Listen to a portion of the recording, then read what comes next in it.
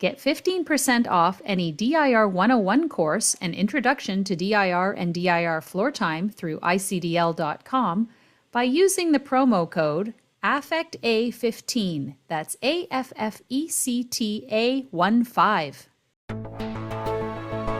You're listening to Affect Autism, where affect is the #1 tool we use in supporting child development through playful interactions.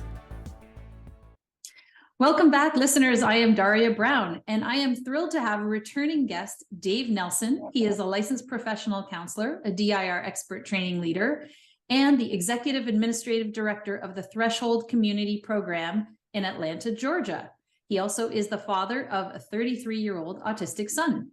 In our last podcast together back in 2019, we discussed puberty and how we can best support our kids in a respectful way using a developmental approach. And today we want to continue on that topic by touching on some examples and parent questions. So welcome, Dave. Thanks for having me. Glad to be back. Well, I wanted to start with something that you said in our last podcast, which really resonated with me when I reviewed it. You said that the developmental individual differences relationship-based model, or the DIR model, and floor time give us a way to think about and approach issues, because we're not going to have the answer to every problem that comes up, nor will we necessarily be able to put a plan in advance. That helps, and this helps us start to think about the issues in an anticipatory way rather than being reactive.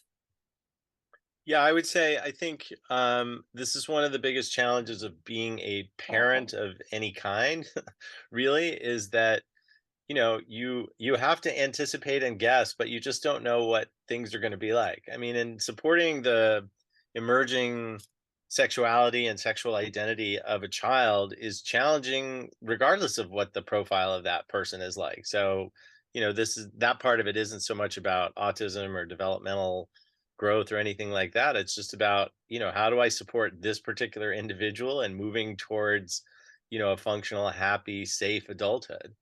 And we just can't, there are no definitive answers for any of this stuff, really. Okay, so in our last podcast, we talked so much about this developmental approach and ways to approach things. And I don't want to repeat all the stuff we said, but I will refer listeners back to it. There'll be a link at affectautism.com on this week's blog post. So please do go back and look at that, because there was so many golden nuggets of information in there about how to, like you said, approach this topic and, what we want to keep in mind. So I wanted to jump to some examples and start first with perceptions of others, because this is something that I have really come to notice in the last few years since COVID, as my son is no longer this cute little guy. Well, he's still cute, but now he's, almost as tall as me, which, is not, he hasn't even had his growth spurt yet. He's 13 and a half, but developmentally, he's more closer to a neurotypical 6-year-old level. Socially, I would say he's more academically around kindergarten, grade 1 type of academic learning that he's starting to do, writing and reading, beginning levels. And when people see him, they expect him to be higher developmentally than he is. Or so that's the first thing. And they might notice, he's talking very loudly. He's talking a lot. He seems to be talking without stopping, whether people are listening or not. And that might cue them to, okay, maybe this is a neurodivergent individual. But the second thing, and this part really bothers me, is assuming that maybe children in this predicament should be in life skills programs or a path versus really helping them move along the developmental ladder, including academically, because nobody knows the future, and he may be considered to have an intellectual disability at this time, but maybe it's just delayed. And of course, he may still have an intellectual disability in 10 years. We don't know.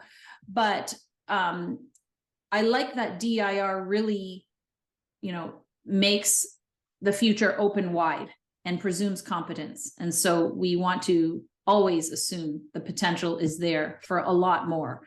So those are the two things I wanted to tackle first. So people looking at your older child thinking that they're developmentally at their biological age, and then assuming that because they're not, that they have some kind of cap on their ability. Yeah. So to that first point, I have a 14-year-old stepdaughter who is a volleyball player. And so in volleyball, it helps to be tall. So there's a lot of really tall girls and young women that are in this sport. And I remember a young girl that I used to know when she was, 7, 8 years old, she was almost 6 feet tall. So she was just like an extraordinary tall person. And everybody that would see her would assume that she had a certain level of maturity and capability that she just didn't have. And then when she would get upset or cry or whatever, people would kind of look at her judgmentally and say, like, why are you doing that? And the reality is, like, she was 8, she wasn't 16 or whatever it happens to be. And so I think that's a hard thing for us to do just culturally, is resist the tendency to come to too many conclusions about somebody based on how they look. And that goes well beyond the scope of something we can solve in this podcast. But I do think it's one of the things that's really helpful and beneficial about the DIR model, is just that it encourages us to look at people based on their individual profile and their individual particularities, not just how they look or how old they are or whatever it happens to be. And that's why I think DIR practitioners are going to be more comfortable supporting an adult who still likes kid shows, or somebody whose interests don't necessarily match up with their age or a parent stage. Because really, meeting somebody where they are means meeting them where they are cognitively and emotionally, and in all of those ways. That being said, you use the term presumed competence, which is, sort of become a big buzz phrase in recent years. And I think the underlying idea there is valid, which is we don't want to put a cap on what we think somebody is capable of, and we want to sort of presume the best, or presume the highest level of potential functioning in somebody.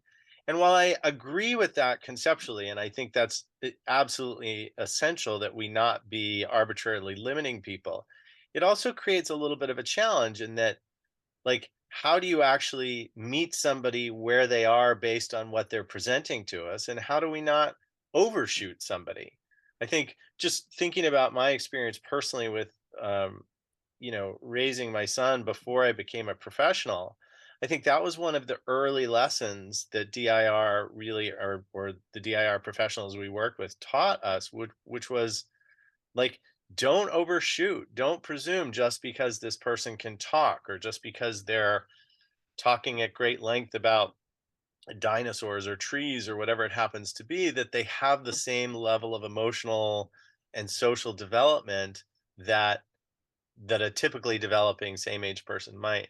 So I just think it's very, very challenging to both, in a conceptual, emotional way, leave the door open to the top. Maybe somebody will go to college, maybe they will be fully independent, maybe they will do all those things. And at the same time, really make an honest attempt to meet them where they are, and not just be sort of filling them with our hopeful expectations about what they can be. Does that make sense? I realize that's gotten kind of philosophical, but I feel like that's a really important part of, like, we still need to meet people where they are. And if what they are showing us and demonstrating to us and connecting with us around are a certain set of ideas or interests, then I think we need to be very respectful of that. And we can't just say, well, I'm presuming competence, so I'm going to assume that you actually are more interested in these things or more capable of these things. We have to do that in a very sort of cautious way. Yeah, and I think that's an important distinction to make in that presuming competence. And I'm gonna have to look up, I know I talked about it in a podcast in the past. I'm gonna have to look up which one it was and what I said about it. But it's really about understanding that continuing to do the floor time and continuing to meet the child where they're at, and gently challenging and expanding and all of the stuff we talk about in floor time over time as they move up developmentally, that trajectory is unknown. But like you said, in the moment, you really have to stay with where they are at and just nudge them to that just right challenge that I believe you talked about in another podcast we did about process-oriented learning. You Right. talked about the just right challenge.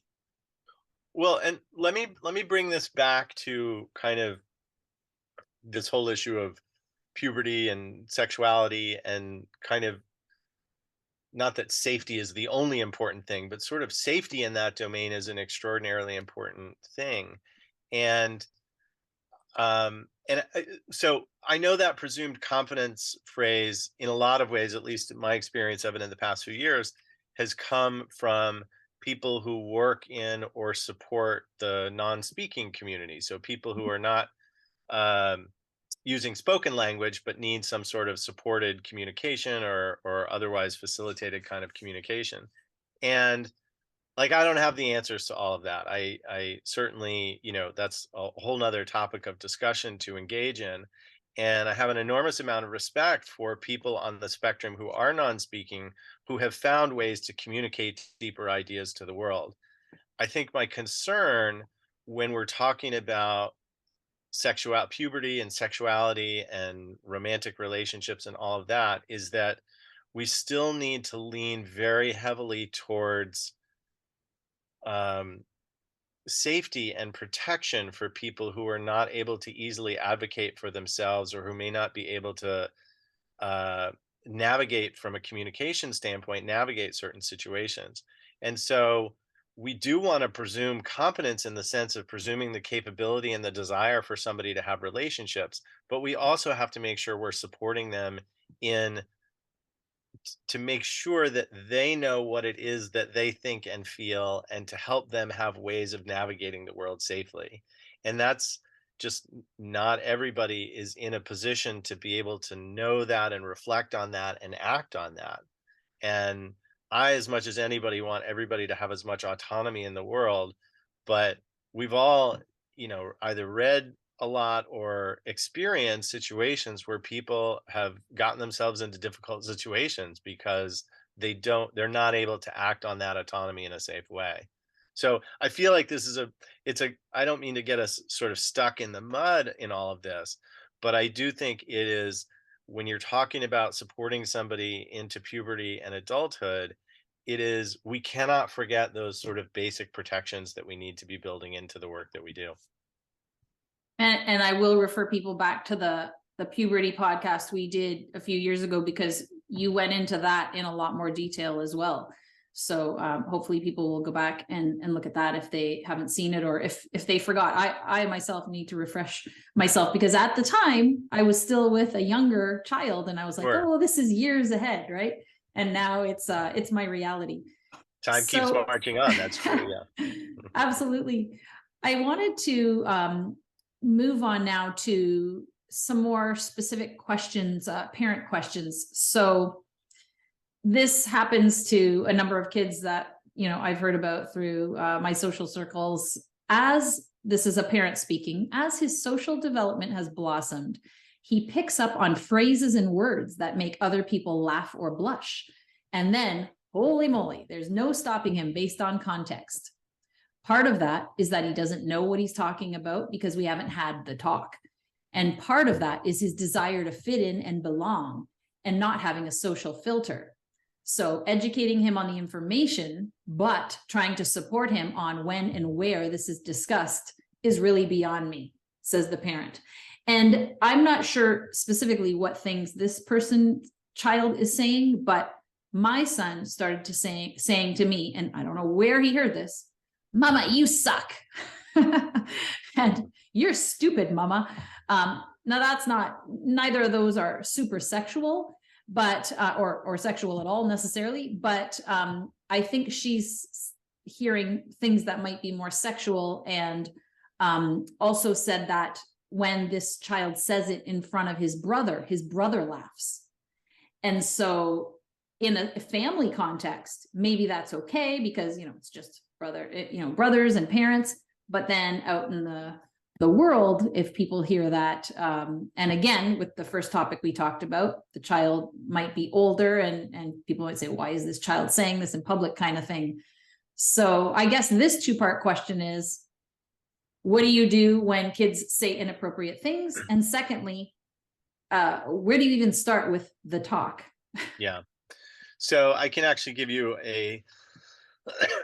I can give you a parallel example from our community at TCP, which is a young man when he was, oh, I don't know, maybe 14, 15, suddenly started getting very interested in women's bodies in particular. And he was using his phone to take pictures of people's butts and, doing a lot of exploration, and which is problematic. I mean, it's maybe Mhm. less problematic in our environment where at least everybody kind of knows that the people that we're supporting are struggling to master these issues. But it's still problematic nonetheless. Probably most of us don't love getting our butts taken against our will. No, and So, I shouldn't laugh, but I'm only laughing because it's cute in an innocent sense if you think about a young child being curious. But right. when it gets into puberty, it's totally different and it's And, completely inappropriate. and so here's, I think, the tightrope that we have to learn to walk, because we absolutely want to be validating, um, and to go back to something a little closer to the example that we started with, we absolutely want to be validating of somebody's curiosity about sex and sexuality. We absolutely want to be validating of somebody's desire to be socially connected. We don't want to, sort of be shutting down attempts to make, social overtures or social connection. Who doesn't love to make people laugh? We want to support those things. Um, and at the same time, and I think this is harder for a lot of DIR practitioners, at the same time, we have to figure out how to be able to articulate and set limits on behavior and communication. Because as much as we want to validate somebody's desire, that doesn't mean that we can endorse or encourage every kind of behavior. And in my experience, sort of training and supporting staff or working with parents, it gets really hard to navigate both of those. And whenever I, sort of get into those situations and I get Stanley Greenspan's voice in my head, he was, I think, masterful at this idea of not being, regardless of what a child was doing, not being sort of offended or put off or stopping it, but actually really encouraging it as a driver of connection and interaction. And I'm also aware that so much, at least for me and in my training in DIR, so much of the focus was on early intervention in young children. And so as somebody becomes an adolescent and an adult and they look like they should be more mature and they're talking about more challenging issues, we have to figure out how to both validate the curiosity and the desire to communicate and set some sensible limits and figure out ways to communicate those limits to the people that we're supporting. So, to get a little bit more fine grained about it, I think if somebody is saying something provocative, whether it's your initial example of, you're stupid mom or you suck, or it's something more physical or sexual, some sort of, sexual thing, I think we have to come up with ways using our affect and our words to say, okay, you've entered a difficult area here. And again, this is not how you're going to say it, but this is the Yeah. idea behind it. It's like, Yeah. okay, this is not really working. I validate your curiosity and your attempts to connect, and this is not a way to do it. And if you want to, like, I think just in your head, if you want to make it easier, sort of replace whatever that thing is that somebody is saying or doing with some very explicit kind of hate speech. Like, would you allow that to happen? Probably you would be much more comfortable saying, yeah, no, can't do that, can't say that. Or like, would you let somebody run out in the highway to play? Like, no. And you wouldn't feel bad about even physically restraining somebody to keep them from doing that. So I think we somehow have to tap into our values and our morals and what it is that we're trying to teach children without losing that really important part of supporting their curiosity and their outreach. So this is going to differ based on the person that you're supporting with in terms of how complicated language they can understand or how much behavioral control they have. But you're going to want to start using affective and other kinds of signals to say, we've entered a red zone here, whether it's a stop sign that you hold up or it's just saying, hang on, this is a private conversation only, or this is the kind of thing that we never talk about, and here's why. You're going to have to come up with some ways to, both in the moment and over the long term, to support that conversation. So for me, just sort of reflecting on my own experience, spending so many years learning how to follow somebody's lead and be non-judgmental and not be overly reactive to unusual or provocative things, this is a little bit of an adjustment because you are saying, okay, hang on, you've crossed the line. And that is a part of what we're trying, if we are trying to help people be a safe, productive, happy part of communities or part of a society, then we do have to help them learn some of these things. Is that making sense to you? It does. And I can hear all the parents going, but how, but how? And as you said, it totally depends on the child, and it depends on all of their individual differences. It depends on where they are developmentally, so many different things. But okay. So let me try to dig into that a little bit deeper, because I appreciate sort of like the frustration of getting like a vague answer, like, this is important, we need to do this, but you have to figure it out yourself. Like, ultimately, I do think that's true.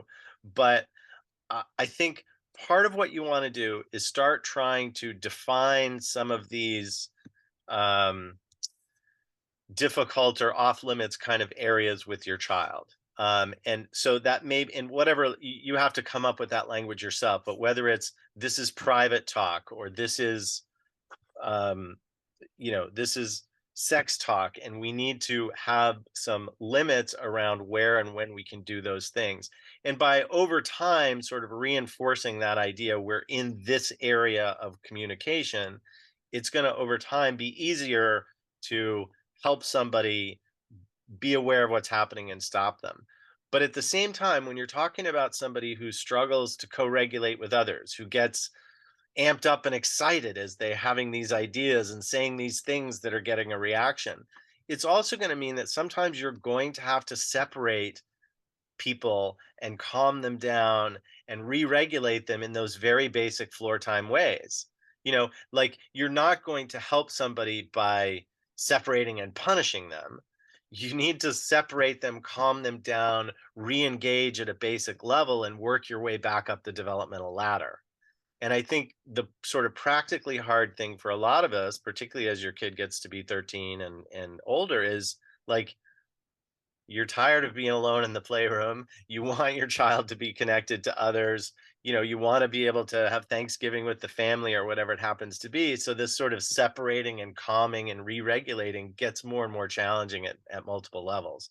But I think, so that you're not in a situation of just constantly disciplining or correcting or chastising a child for being in these taboo areas, you want to do what you can to separate and calm them down so that you can re-engage at a level that works for them, and then work your way back up the developmental ladder so that you can then talk to them more reflectively about those ideas.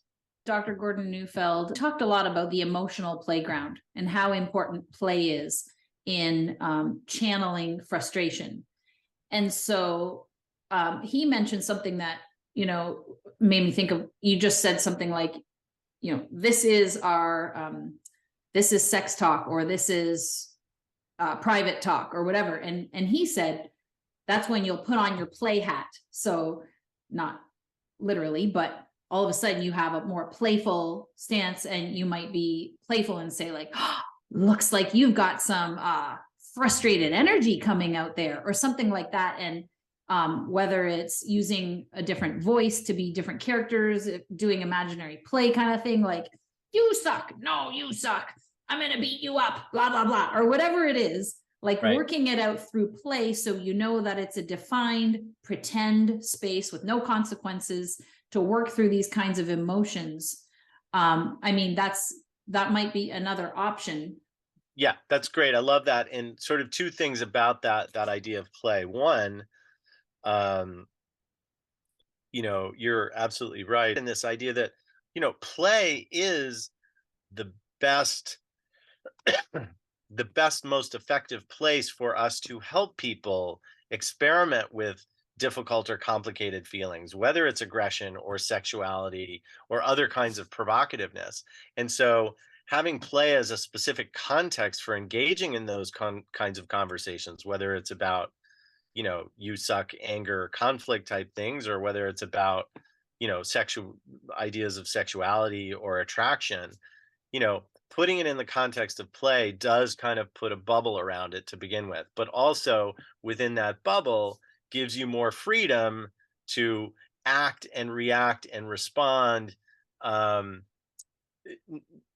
without not so much in a corrective way, but in a supportive, elaborating way. So it's like if somebody is whatever obsessed about butts, you can sort of explore that. Like, what do you think is so cool about that? Or, oh my God, if you could take pictures of anybody, who would you take pictures of? And sort of explore it in that play bubble.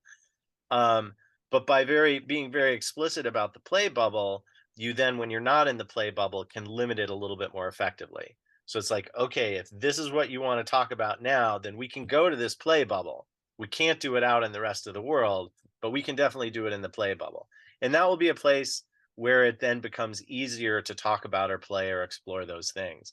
I think the worst part, I'm imagining, I don't know this to be true, but I think one of the worst parts about being somebody with either a lot of sticky thoughts or somebody who doesn't sort of communicate their ideas easily is that they probably feel like they're getting corrected and chastised a lot. And so we want to make sure that we are giving them plenty of opportunity to expand and elaborate on those ideas so that they can become more reciprocal and um, more connected to the ideas of other people around them, and at the same time sort of help them learn to manage those impulses when they're not in those safe spaces. And I've done so many podcasts about, impulsivity and other things, and we could go off on a million different branches there.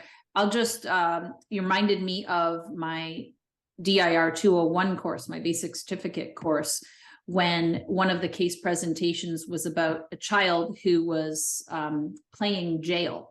And they said, I'm going to arrest you or I'm going to shoot you and arrest you and this and that. And I remember my, newly non-floor timey self being like, oh, you can't let them do that, right? Like, and Maud LaRue was the teacher, and she said, this is so important to let the child enact what they're imagining, because if they don't do it in play, it's never going to get resolved.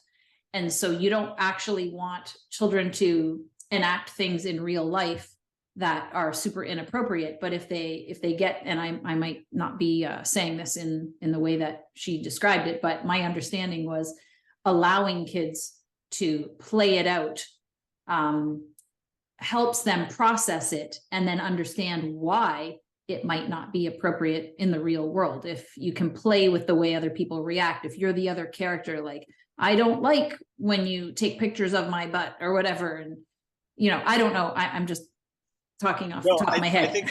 I think all of that is right. And I think what I would add to that is that and I'm speaking in general terms, this is clearly not true of everybody, but for somebody who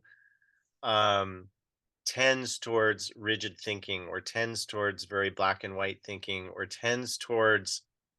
hasn't quite reached mastery of multi-causal thinking. So, one behavior leads to one outcome, that kind of a thing. That context of play, it isn't just sort of playing it out once so they can process it, understand it. They may need to do that 1,000 times. And in that context of pretend play, you as a supporting play partner are then going to be able to offer hundreds of different variations on responses to that. So it does become a more generalized conceptual understanding, not just a rigid, oh, I can't talk about that. kind of a thing. Because I do think there is, um, I feel like I've encountered this time and time again throughout my career where, we think that somebody that we're interacting with has a nuanced understanding of something. And then we suddenly realize that they have this very limited one-to-one correspondence, like, if I do this, I will go to jail kind of a thing. And that, like, so play, the repetitiveness or the recurrence of play becomes a really important part of helping somebody uh, develop shades of gray and multi-causal thinking and all those higher level capacities we think about. Yeah, and I also want to make the distinction, if anyone's listening and getting a tad horrified, because I can think of a number of examples that can go awry. Like you said, most important thing, setting those firm boundaries. So, it might be one thing I had a parent in parent support group say their, I think, 4-ish-year-old is going and sniffing his sister's butt and laughing. And they laughed because it was cute and funny, but then wanting to set the limit too. And the sister saying, I don't like when you do that, and wanting to make sure the sister understands it's not okay to let boys come up to you and sniff your butt, for all the reasons. And that being tricky. And that's more of a playful thing that is also serious, especially as you get older. But then there's something very different if it gets into serious criminal activity ideas. So we want to make that distinction. That's actually, I think, a really brilliant example, because what you're bringing in there is the fact that other people are affected by this as well. Like, even even if I had some idea that the best way to support that guy who's, sniffing butts is to be playful about it and engage with that, you can't ignore the fact that somebody else is being subjected to something without their consent that they don't want. And that's equally as important for everybody to be able to figure out how to support that. So um, I do think it's really key to remember that whatever limit setting or even punishing, I'm not a big fan of punishing, but I'm not saying it's never useful, but whatever limit setting or punishing you do, I think you have to realize that is not the primary way that somebody's going to learn something. The primary way they're going to learn something is by that active, engaged, reciprocal, play-based, back and forth. And it's not always play-based, it can be conversational too, but it's got to be that give and take, that back and forth. That's how we gradually develop the nuance and sophistication of perspective and points of view. So the limit setting is important, and it's important in terms of keeping people safe and maybe communicating to that sibling that their bodily integrity matters also. But it's important to realize that's probably not going to teach that child self-control, that's got to come in a different context. And there's no question, I think that's hard at every age, and maybe gets harder in adolescence, where the risks become more, that you can get arrested or you can get in trouble. But it's hard at any age to figure out how to set limits, but also find ways to positively engage around those topics. I love all the stuff you just said. I think that's probably the biggest takeaway from this podcast. If anyone forgets everything else, remember that, because it's one thing to, understand that you have to set the limit, but what happens when you're not there to set the limit? That's the Right. biggest Well, worry. that's ultimately what we're working towards Yeah. and I think I don't mean this in any judgmental way towards any parent or anybody at all, but I think just having now worked with so many adolescents and adults and having an adult child, like, the end goal is for people to be safe and functional people in the world, to be able to make decisions. And even if they can't be fully independent, you want them to be able to be as safe as possible and to not end up in jail or whatever it happens to be. So you have to be playing the long game right from the beginning, because even if you set some hard and fast limit so that there's a rule that we can't sniff butts in this house, that's not necessarily addressing the underlying developmental issue that's going to help them not do that, have a better decision making process as an adult. And I know that those parents were thinking of other ways, like maybe we can sniff feet instead. And that, may be equally inappropriate to some people, but it's less inappropriate than sniffing a butt or something like that. But Well, I and mean, I think that's where the curiosity and the non-judgment comes in, is like, why is this interesting to this kid? Is it some mm, sort of sensory stimulation thing? Is it like, who doesn't, don't most people think like farting is hysterical? And like, like there are lots of contexts in which that's perfectly acceptable and normal, maybe without quite the filter that we would expect or the self-restraint, but like it's not like those ideas or thoughts or something that we're going to purge from that person. So we might as well help them embrace it and figure out how to use it in a safe and functional way. And so maybe it is exploring other kinds of smells, or maybe it is, doing pretend play around farting or butts or whatever, or poop or whatever it happens to be. Um, and that then may also come along with some very specific limit setting about what you can and can't do to other people. But you have to stay curious about what's driving those behaviors. such an important point. So another parent says, my son gets stuck in negative brain. Everything is bad, awful, and scary. His amygdala flips out on what if questions. And we do a lot of work to not deny those things, but to bring him back down to that's not happening right now. So part of educating him is also educating him on safety and boundaries, but not flip his brain into all the bad things that can happen, not just to him, but to understand how he needs to respect others and not violate their boundaries. Yeah, I think this is that's a it's a great follow-up question to everything we've been talking about, because um, when I talk about um, separating somebody to calm them down and co-regulate and reconnect with them, I think it's a challenge that those of us, raising children face is, we may have a child who's just very hair trigger reactive. They're an anxious type. They are overstimulated easily. They are quick to get into sort of this global negative thinking. And that's, whether you're on the spectrum or not, that's challenging, and it affects your behavior. It affects the decisions that you make. It affects the careers that you choose, or the friends that you have, or the things that you watch, because if you're spending a lot of your energy trying to avoid being in fight or flight, or trying to avoid these worst case scenarios, then it's going to be really hard to take the kind of emotional risks that we need to take to be able to connect with others and learn and grow and do all of those things. So um, and I think, going back to sort of a basic DIR concept, that this isn't just about the profile of the child, this is also about the profile of the parent or the caregiver and how that matches up with the child. If you're a very sensitive, reactive, control oriented person, and you've got a sensitive, reactive, control oriented child, it's going to be harder for you. That's going to be harder to work that out. Um, but I think ultimately what you want to try to do is find, however narrow it may be, is find that band where your child is a little dysregulated, a little anxious, a little concerned, but still able to open and close circles and to maybe laugh or be challenged in the context of play or other forms of floor time.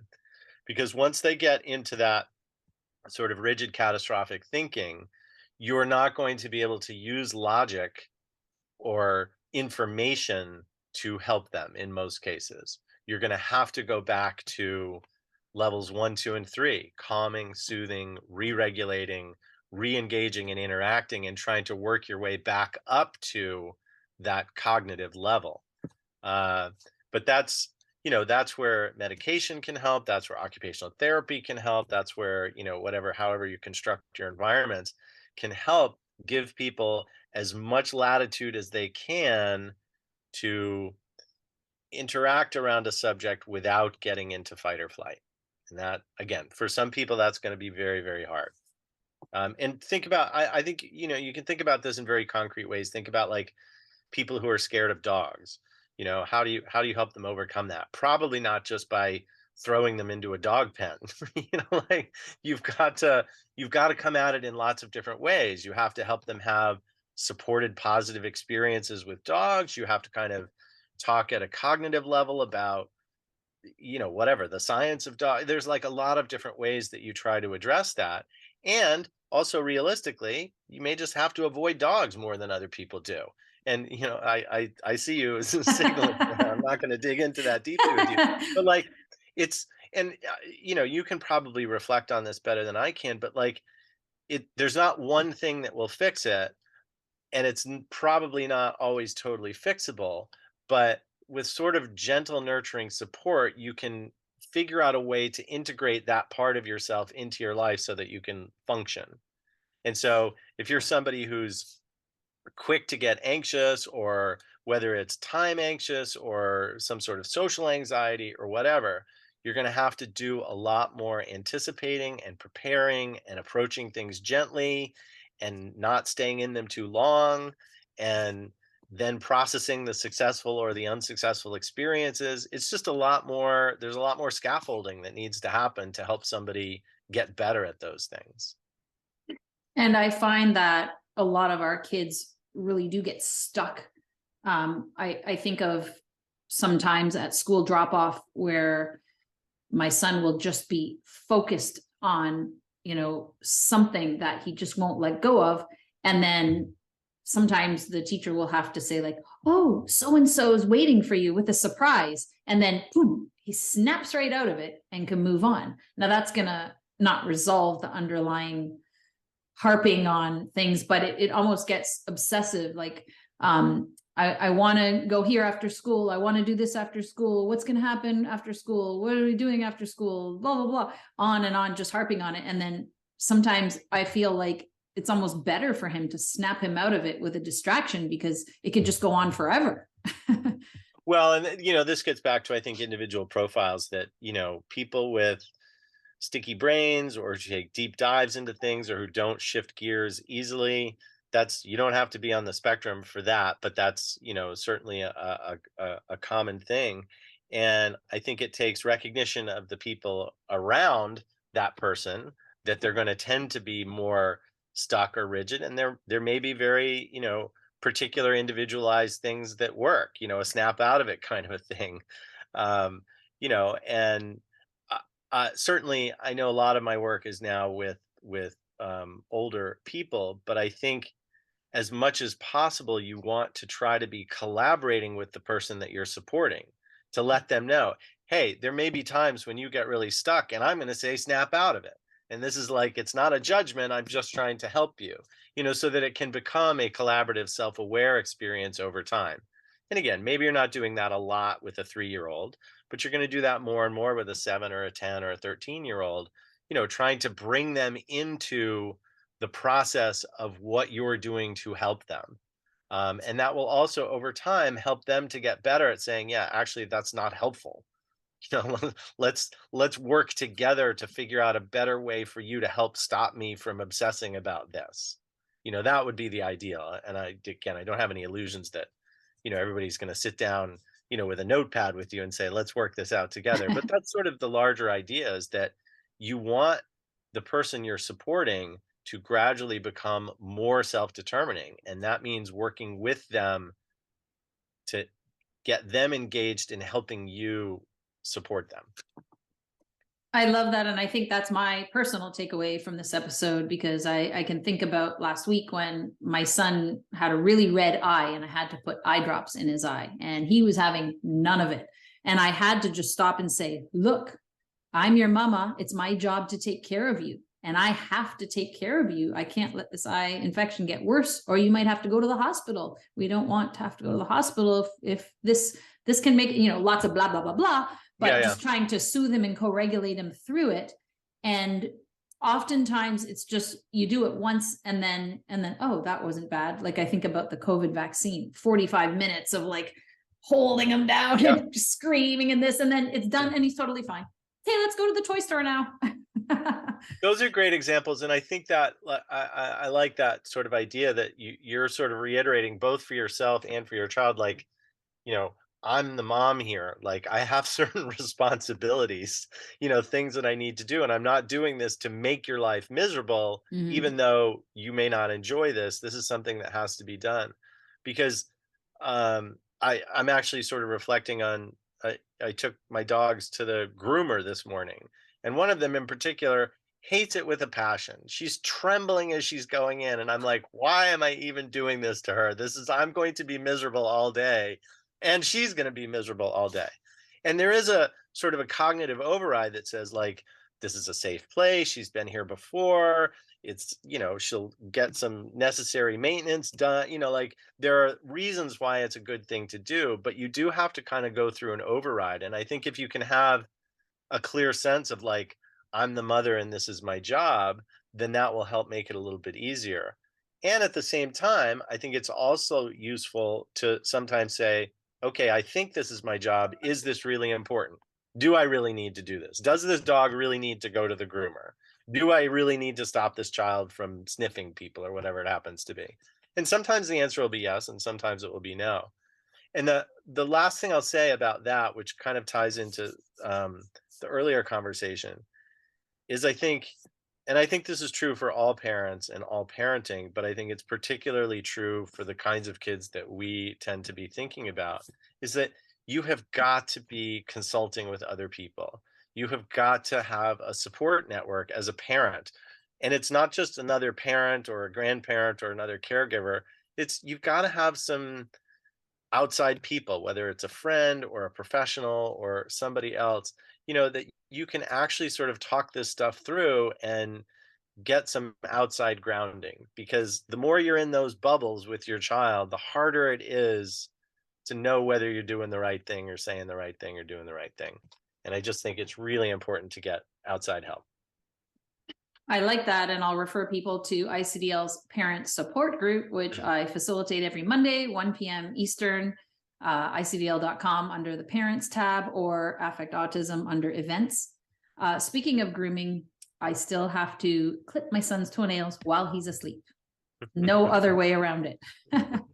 Well, and we work with a young man who's actually started college this semester, and I mean, his fingernails are probably 3/4 of an inch long, beyond his fingers. He does not like cutting his nails, and he doesn't let people cut them. And there are certainly sort of social implications to that.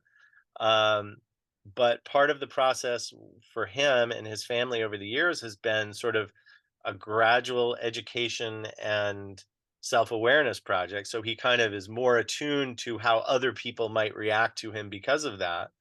But also ultimately, in this case, his parents saying, this is your decision. And they don't necessarily say that about every behavior, but this one, it wasn't worth going to war over. And so, those are complicated and individualized decisions that we as parents are always having to make. How is this a place where I'm laying down the law? Is this the place where I'm drawing a line, or whatever it happens to be? I don't like sort of the war metaphors, but when am I going to fight a battle and when am I going to let something go? And keeping in mind always that larger goal is the autonomy and safety and purposefulness of your child as an adult. Now, I had the pleasure of interacting with a 25-year-old autistic young man whose mother I knew a few years back. And it was the first time I met them, and I haven't met them since. And I asked him about fingernails, and he said it's so grating to have fingernails clipped. And the way he described the feeling to me and how aversive it was to him really gave me a lot of insight into it too, because we just assume it's fine for us, so why isn't it fine for you? But when they have those intense sensory experiences that we can't relate to, it's important to be respectful of that. Yeah. Yeah. And it's, again, I'm sure, your listeners and parents around the world can come up with any number of problems that we would find intractable and not solvable. So, I don't have any illusions that these guiding principles are going to help us solve every problem, but I think you got to keep coming back to the guiding principles about, what you're actually trying to support your child in becoming as an adult, and sort of teasing out like how much things are important because you believe they're important versus they're important because of some actual external cause or reason. And that's hard, and that's why you need other people to consult with sometimes to say, should I be making a big deal about these nails? And some people will say yes and some people will say no, but at least you'll have more points of view and be able to develop a more sensible rationale behind your ultimate actions. Yes, I love that. So the last thing I'd like to cover is the idea of symbolic thinking, because children get into symbolic thinking, around FEDCs 4, 5, 6, something around there, and certainly higher as well. But if a child isn't symbolic yet, it's going to be really hard for them to understand the concept of love, or a relationship, and having abstract things. Do you want to touch on that piece? And also maybe we can tie this back into what we didn't finish about that last question, which is having the talk with somebody about the birds and the bees. Well, and this goes back, I think, to the earlier podcast about puberty as well, and maybe a little bit to what we were talking about at the beginning, which is, you know, we m- we meaning me. I'll just speak about me. Like, I like to use language. I speak in conceptual, abstract, complex language, and that's comfortable for me. And I have a sort of default assumption that other people are going to be able to do that same thing. But the reality is, whether you're interacting with young children or children with developmental challenges of whatever kind, you can't necessarily speak from your comfort place. You have to kind of meet them where they are. And when you're talking about issues of behavioral control and particularly, sexuality, for somebody who doesn't have, strong symbolic thinking, they don't have symbolic language, or that's only emerging, then you are going to be limited more to having to kind of create behavioral control, keep people out of situations that they get into trouble in, or, setting actual physical or other kinds of limits to keep people from doing things that they shouldn't be doing. And you're not always going to be able to explain why.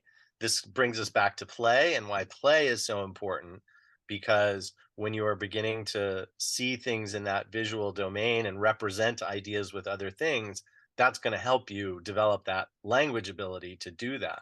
So um, I think it's just a universal challenge, is how to communicate with people without using a lot of spoken language. Certainly, I think visual cues and visual supports and pictures are great. And there's a lot of books about sexuality that are geared towards elementary and middle school age children that use a lot of, pictures and sort of word easy on the words, and more sort of visual and conceptual. And I think all of those things are really important to try to take advantage of. Um, I don't think that means that, and to speak to the idea about sort of an abstract concept like love, um, I don't know if you've read a lot of Stanley Greenspan, or listened to him a lot. He often would use the example of how we learn what an apple is. That an apple isn't just um, it's not just a red ball. It's invested with emotional meaning. How it tasted the first time we bit into it, or what it felt like when I threw it at my brother. There's sort of emotional meaning invested in all of these things. And that's really what I think you have to do around a concept like love, is that love is a million different things.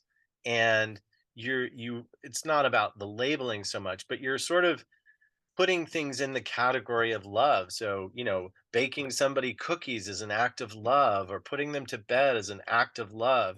And so you have to kind of help somebody have experiences, but then gradually categorize those experiences. So, one way that I could imagine doing it is, if you picture, and I used to do this with one client in particular, we had a timeline. It was basically like a calendar. And this wasn't around sexuality, but I think you'll get the idea. We would, each week when I would see him, he would sort of report to me things that had happened. And sometimes he would be reporting things that had happened 6 months ago, and sometimes things that had happened, the day before. And gradually, through sort of play and interaction and using the visual support of the timeline, he was able to get better at sort of saying, okay, this happened last week or this happened yesterday. And we would put a little, a picture, a little stick figure picture of the thing that had happened, on the timeline. And then over time, that gave us the ability to categorize these things. So, for example, we could look at the timeline and say, all right, point to all of the things that were fun. And so then, we could point to 10 different experiences that were fun, point to the things that were not fun. And so that begins to help somebody think more conceptually. So you can imagine, a series of activities that a parent and a child have gone through, and then working with them to categorize what are the things that were enjoyable or were basically a form of love. And so you can begin to build the conceptual out of the specific. I love that. Thank you so much for all of your insights and examples, Dave, and I really appreciate it. Listeners, please look at the blog post at affectautism.com, and I'll have links to past podcasts and things that were mentioned that referred to that you can go back and learn more about throughout the blog post.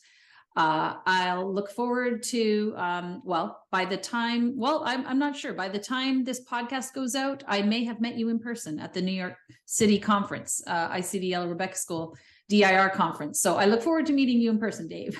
Thanks again. Great to meet you, Daria. Thanks so much. Until next time, here's to choosing play and experiencing joy every day. We Chose Play is a new series documenting my family's floor time journey.